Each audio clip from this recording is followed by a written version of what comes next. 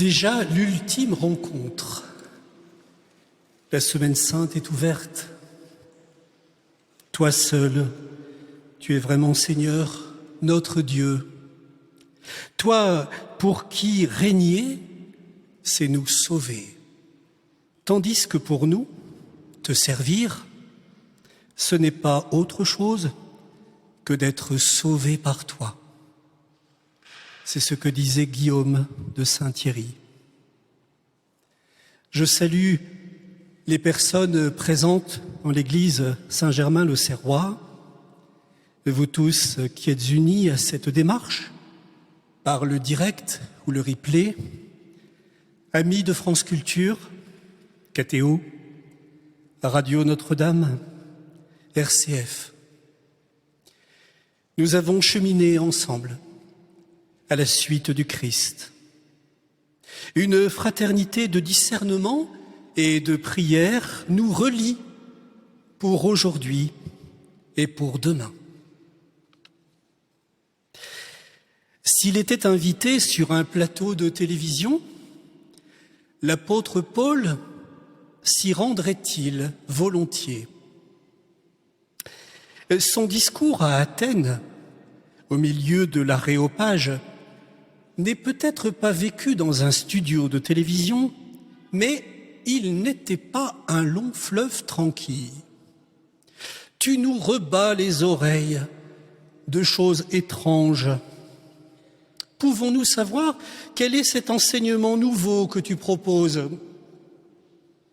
Dans les Actes des Apôtres, au chapitre 17, nous assistons de la part de Paul à une prestation magistrale. Il connaît le contexte. Il sait que la ville d'Athènes est livrée aux idoles. Il vient même de discuter avec les membres de la synagogue, mais aussi avec les épicuriens, les stoïciens. Que peut bien vouloir dire ce radoteur?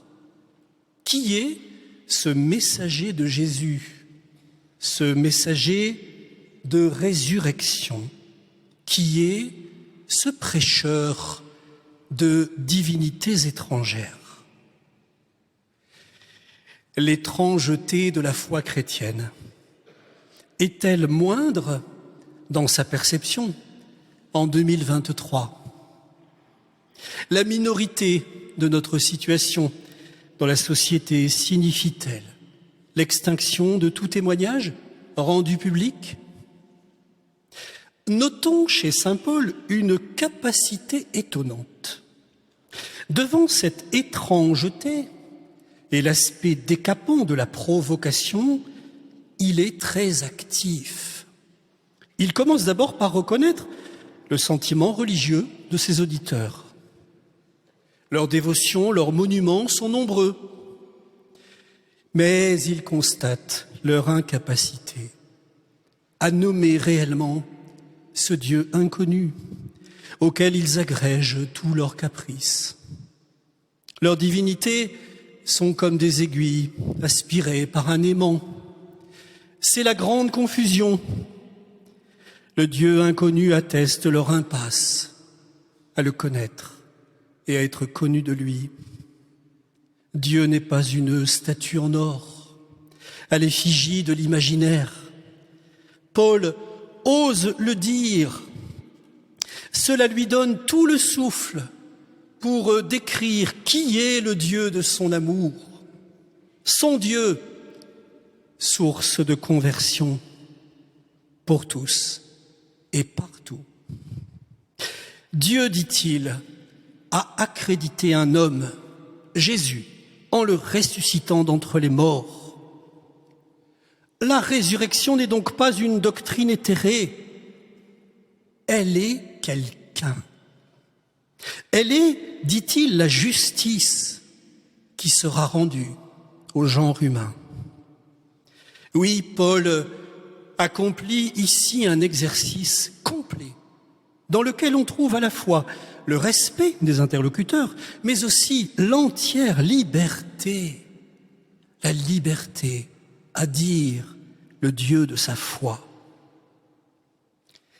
remarquons ce soir la triple réaction de l'auditoire. D'abord, les uns se moquent. Deuxièmement, d'autres diffèrent la discussion. Troisièmement, quelques-uns cependant s'attachent à Paul et deviennent croyants. Rien de changé sous le soleil. L'espace public est ainsi habité très souvent de cette triple résonance. Ça n'a pas de sens. On est trop occupé pour voir ce que cela nous apporterait. Ou, troisièmement, on est convaincu, séduit par ce message nouveau. Dieu fait du neuf aujourd'hui. On s'en moque, car on ne le crédite de rien de bon pour l'homme. On zappe sur un autre programme, moins impliquant, ou on entre dans le dynamisme spirituel de cette recherche de foi. La fragmentation numérique, la sécularisation vertigineuse, les agnosticismes pluriels, les violences sociales et identitaires côtoient aujourd'hui un humanisme à la fois résilient et abîmé. Il est résilient car il veut sauver la planète, mais il est abîmé car l'homme ne sait plus se recevoir d'un autre. L'homme veut disposer de lui-même, de sa conception, à sa fin de vie. Athènes a donc convoqué Paul. En ami du Christ, nous venons de voir qu'il ne s'est pas dérobé. Il était essentiel pour Paul d'être présent, comme aujourd'hui sur les réseaux sociaux de notre temps. Mais on n'établit pas sa demeure dans un amphithéâtre ou dans un studio. C'est à Corinthe, que Paul va résider. Il y demeurera même assez longtemps, nous disent les Actes, chapitre 18, tout en se ménageant la liberté de ne jamais s'incruster par disponibilité aux appels de la mission. De même que le débat à Athènes n'était pas de tout repos, l'apostolat à Corinthe est également fait de joie et d'épreuves. La joie de travailler de ses mains, puis de se consacrer à la parole, d'accompagner de nouveaux croyants, de prêcher, de baptiser, mais aussi les injures, les procès à endurer. La joie de voir des gens se convertir au Christ, mais aussi la souffrance devant l'incompréhension, le rejet. La joie de partager la mission avec Priscille, Aquila, Silas, Timothée et tant d'autres, mais aussi le défi d'une disponibilité capable de reprendre son chemin. Mais depuis le début de ma conférence, je n'ai pas encore dit l'essentiel. Dieu a visité le cœur de Paul. Sois sans crainte, parle, ne garde pas le silence. Je suis avec toi. Personne ne s'en prendra à toi, car dans cette ville, j'ai pour moi un peuple nombreux. Dans cette ville, j'ai pour moi un peuple nombreux. Acte 18, 10. L'enjeu n'est donc pas de Paul pour Paul. Dieu exprime ici sa sollicitude. Le peuple est sien et ce peuple est nombreux. Ce ne sont ni Apollos ni Paul qui ont été crucifiés. L'élection du peuple est dans le cœur de Dieu. Et la prédilection de Dieu est pour tous, sans exception. Elle va au-delà de la communauté de Corinthe déjà rassemblée. Ainsi sont-nous cités. Athènes et Corinthe, tout à la fois, ouverte à l'universel et en même temps créatrice de liens de proximité, mûrie et éprouvée par le débat avec l'homme contemporain et en même temps communautaire au sens où Vatican II missionne nos paroisses et nos services diocésains. Frères et sœurs diocésains de Paris, vous savez mieux que moi la spécificité de la ville qui vous est chère et où m'est accordée cette confiance de prêcher le carême.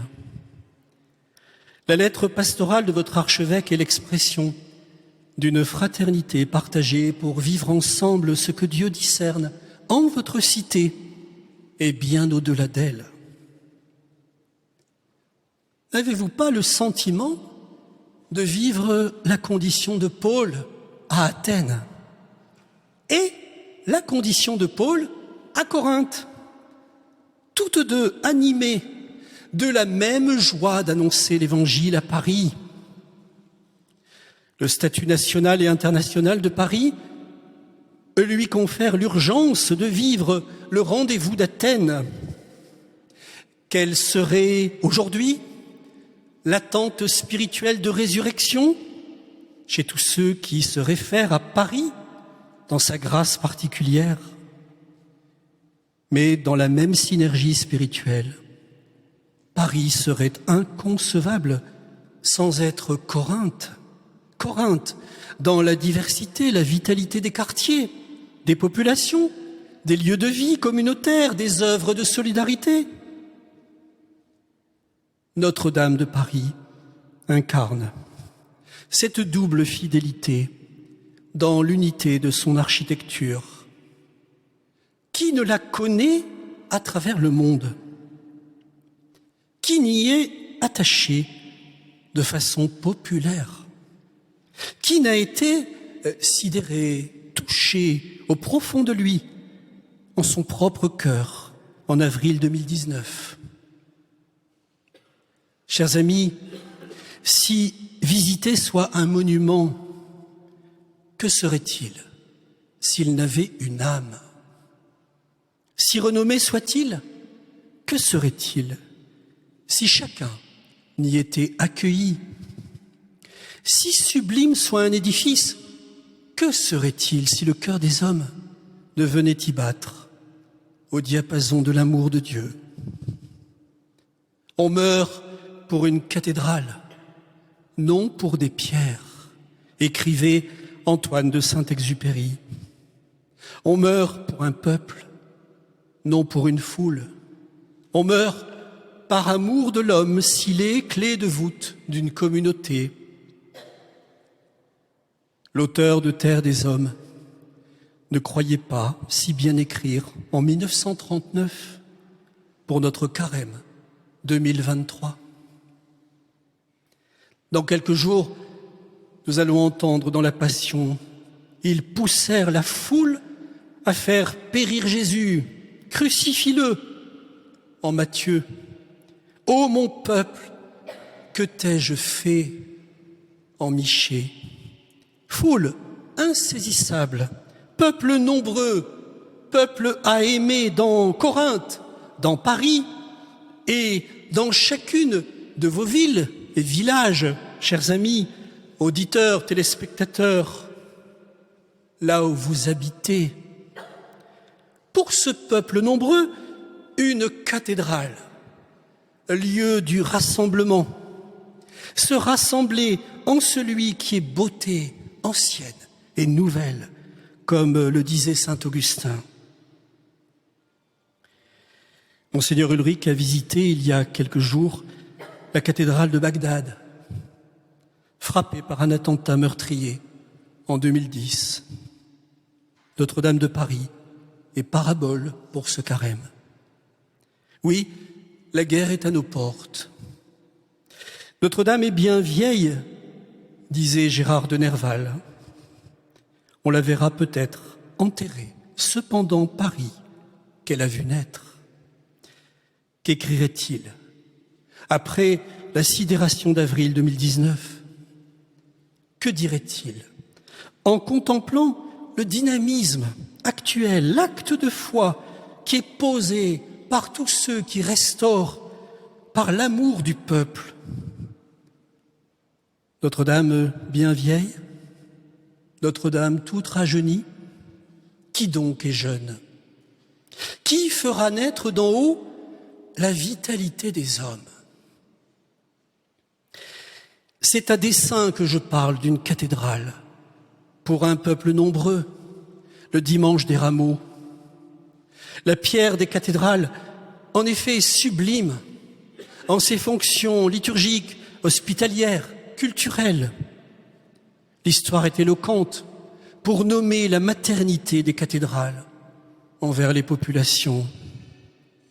Et si le sentiment religieux semble de moins en moins régenter l'espace social, les cathédrales, comme tant d'églises et chapelles, sont entourées d'une dévotion dépassant largement la sphère pratiquante. Saint Augustin nous avait dit « promesse d'éternité n'est pas accordée en soi à la chose matérielle. L'Éternel a promis les choses éternelles. » Confier au Seigneur le remarquable travail qui se vit chaque jour à Notre-Dame doit se ressourcer dans notre conversion à Jésus. Jésus qui est pierre angulaire. Il entre ce jour dans Jérusalem. Dans une homélie des Rameaux en 1615, François de Sales note le désir de Jésus de retenir toute sa gloire et sa splendeur au-dedans de lui. Et François en déduit cette posture: je suis porté pour suivre notre Seigneur à parler tout simplement. Parler tout simplement. Comment peut-on parler tout simplement de la gloire de Jésus? Quel peut être ce tout simplement aujourd'hui? François de Sales commente le comportement de ceux de la ville de Jérusalem qui viennent au devant de Jésus. Ils coupent des branches de rameaux et de palmes. Chacun sait, dit François, que la palme est donnée aux martyrs et que l'olive est le hiéroglyphe de la paix. Cette jetée des palmes et des vêtements sur le chemin de Jésus est une oblation, l'oblation de ce que nous avons en nous de plus mystérieux. Oui, en nos cœurs, c'est le clair-obscur. Qu'est-ce qui a déjà en vous, en moi, valeur d'éternité? Et qu'est-ce qui est encore du vieil homme? Benoît XVI nous invite à comprendre ce qui se joue ici d'essentiel. Jésus monte à Jérusalem. Depuis la profession de foi que Pierre a faite à Césarée, Jésus est pèlerin vers la ville sainte. Rien ne peut le retenir de l'accomplissement fidèle du pourquoi il est parmi nous. Tout son être est volonté de son Père. Tout son chemin est vers une nouvelle Pâque. Son peuple est en fait d'une mémoire libératrice, mais aussi dans l'attente d'une libération définitive. Jésus monte vers le sommet de la croix, qui est aussi descente dans l'enfouissement de l'obéissance. Benoît XVI dit « Le terme ultime de son pèlerinage est la hauteur de Dieu lui-même, à laquelle il veut élever l'être humain. » Le terme ultime de son pèlerinage est la hauteur de Dieu lui-même, à laquelle il veut élever l'être humain. La première épître de Pierre dit que nous serons pierres vivantes si nous entrons dans la construction de l'édifice spirituel.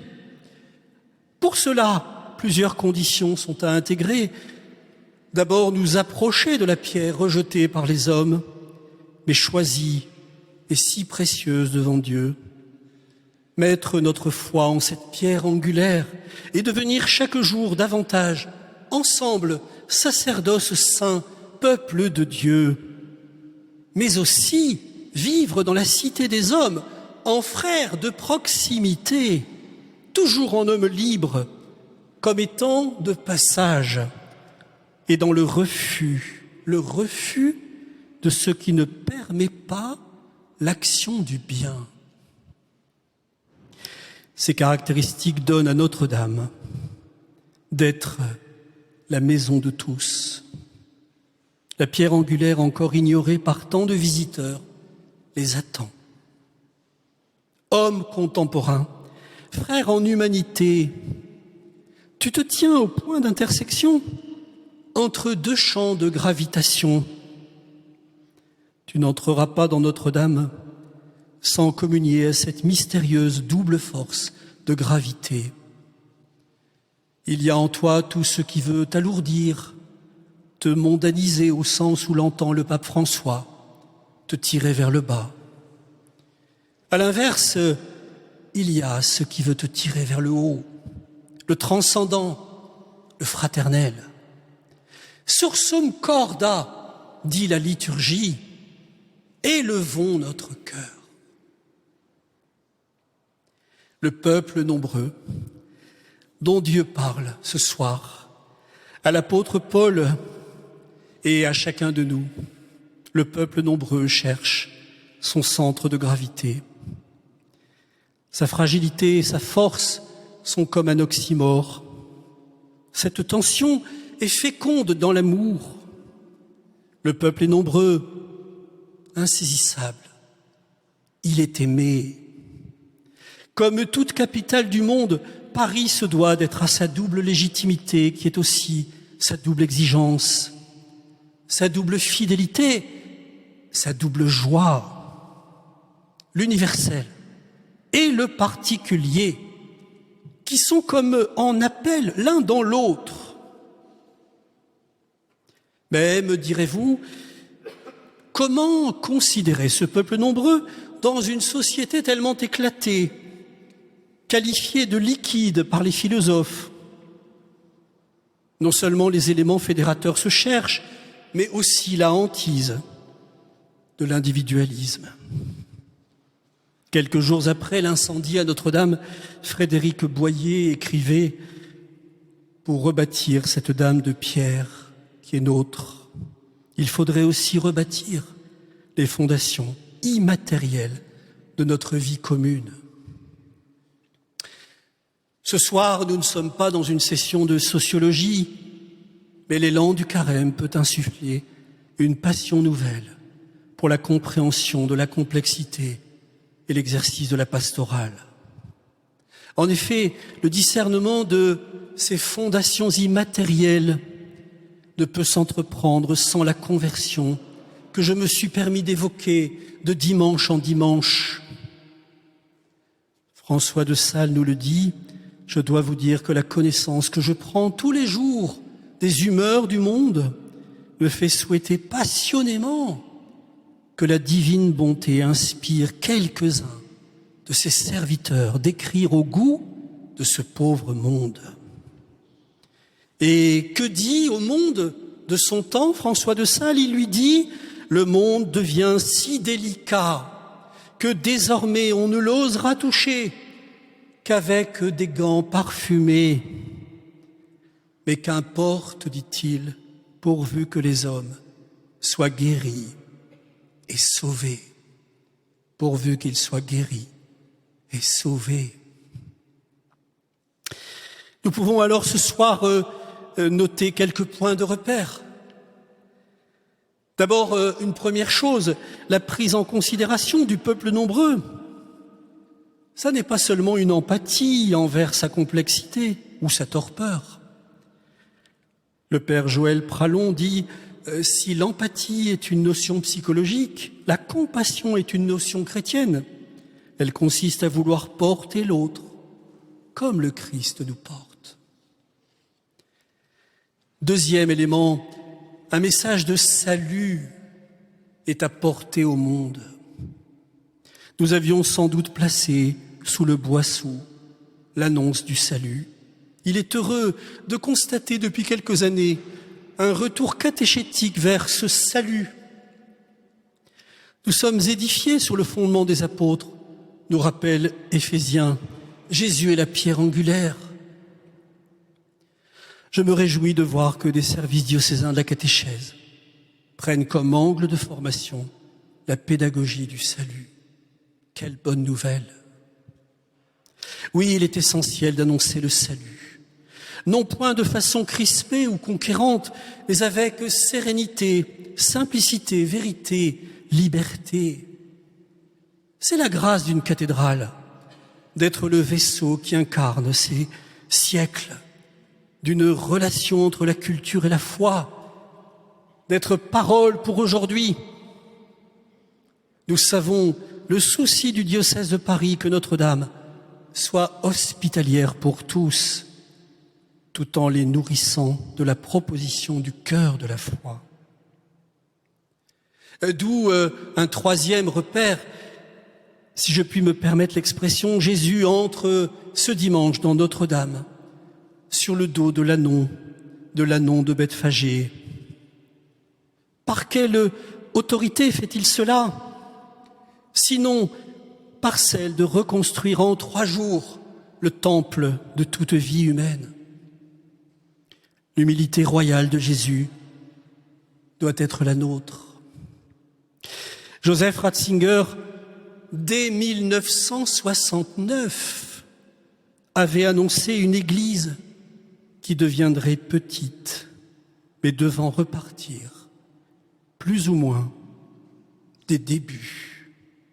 Tandis que le monde était plein de remises en question, Joseph Ratzinger entrevoyait cette condition pré-pascale, ne devant faire économie ni de l'entrée de Jésus à Jérusalem, ni des trahisons et dispersions, ni du lavement des pieds, ni de l'agonie, ni du samedi saint.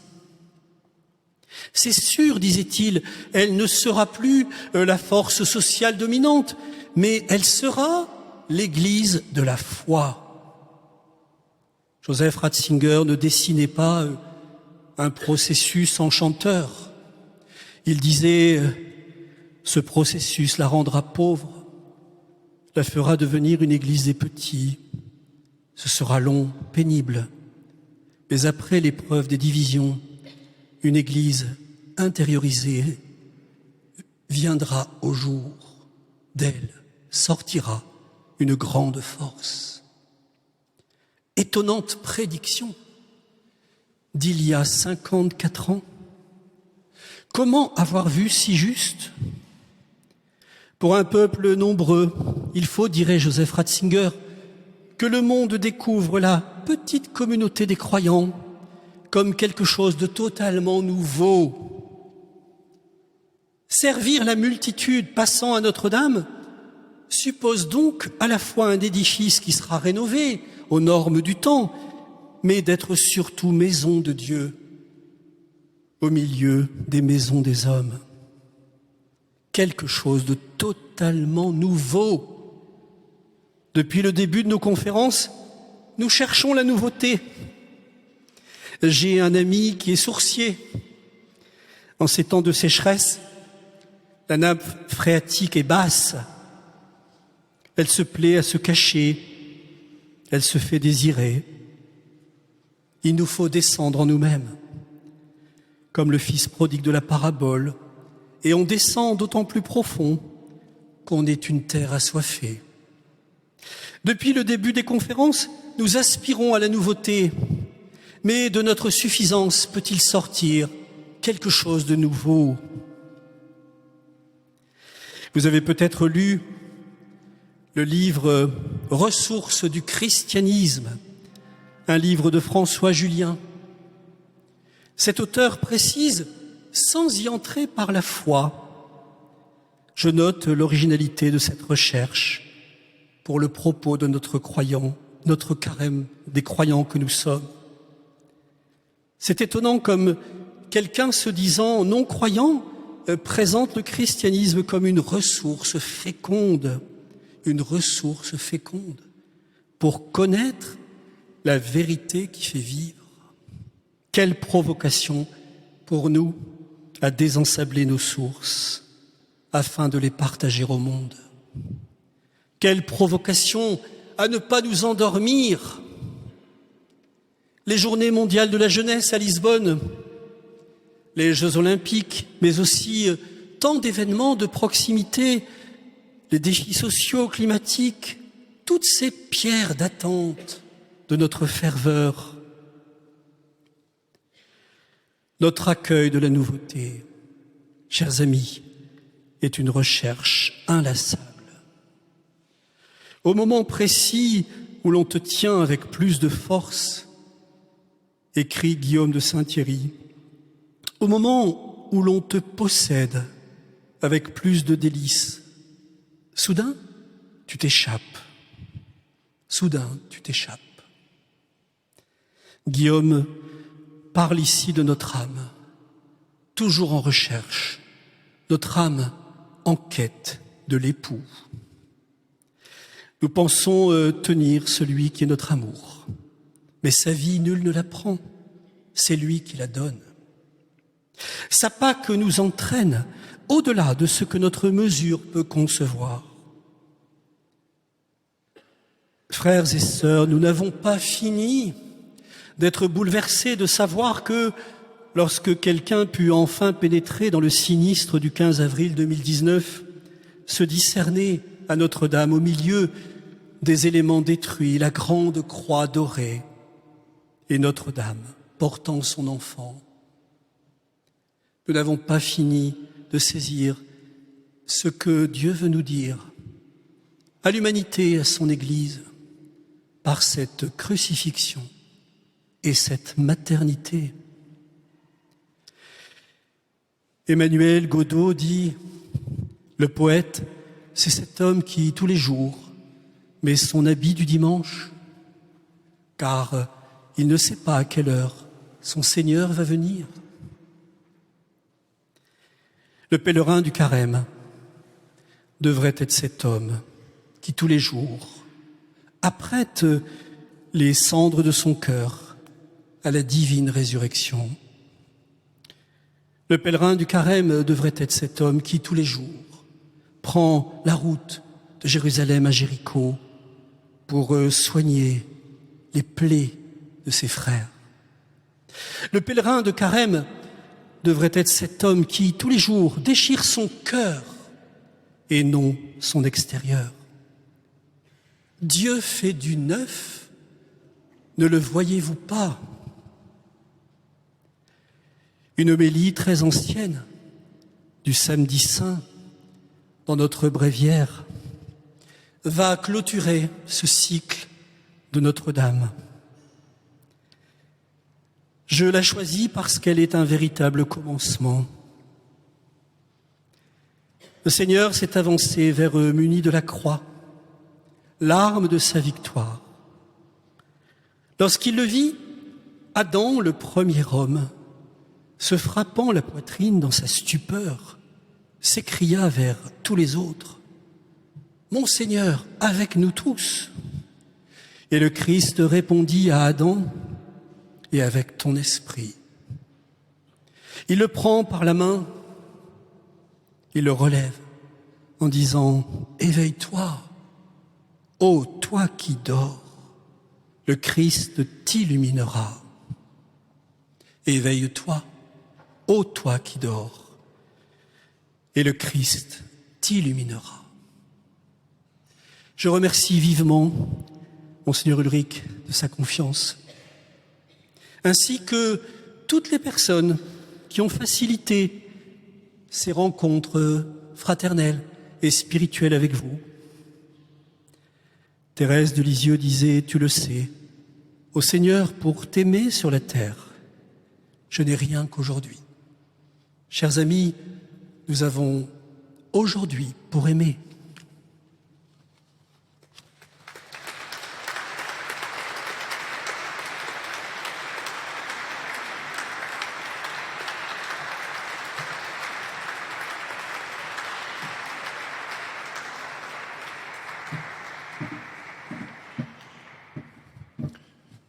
moment est venu d'exprimer à Monseigneur Bernard Potvin une grande reconnaissance pour ce qu'il nous a aidés à marcher pendant ces 5 semaines de carême, à la recherche de ce que nos yeux distinguent encore mal, de ce que le monde, au sens de l'évangéliste Saint Jean, ne sait pas discerner, la nouveauté, le neuf, que Dieu ne cesse de faire pour nous, devant nous et avec nous. Nous qui ne sommes que cendres, mais cendres aimées de Dieu, comme le dit volontiers le pape François, quand le feu va toujours de la flamme jaillissante à la cendre inerte, Dieu fait revivre la cendre, ranime les braises et danser à nouveau la flamme. Chemin de carême, de la cendre du mercredi à la flamme de la nuit du samedi. Rien n'est jamais perdu pour Dieu, dit le cantique. Je commence à me convertir, disait cette centenaire que vous alliez visiter. Si l'être extérieur va vers sa ruine, dit l'apôtre, l'être intérieur se renouvelle de jour en jour. Qui pourrait mieux dire, vous l'avez dit avec saint François de Sales, que vous aimez parce qu'il vous montre depuis si longtemps dans votre vie le chemin, la route qui change, la route qui vous change, la route qui nous change. Dieu fait du neuf aujourd'hui dans les cœurs qui se laissent réconcilier par sa grâce et dans le retournement des cœurs. Il faut bien vous croire sur parole, et je le fais volontiers parce que moi aussi le Seigneur m'a permis de voir tant de facettes de la vie de son Église qu'il aime renouveler quotidiennement.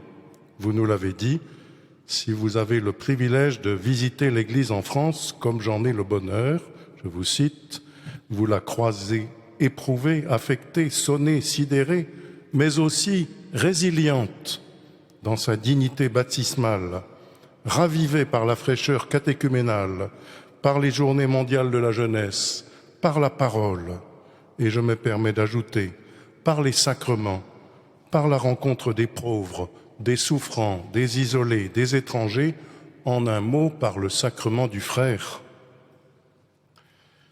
Vous nous avez cité cette petite fleur cueillie dans le jardin des pères de l'Église, de ceux qui scrutent la parole de Dieu, qui parfois dans la solitude se heurtent à des mots qui ne leur disent rien, et se levant vers un frère pour lui en demander le sens, rencontrent l'ange qui les éclaire.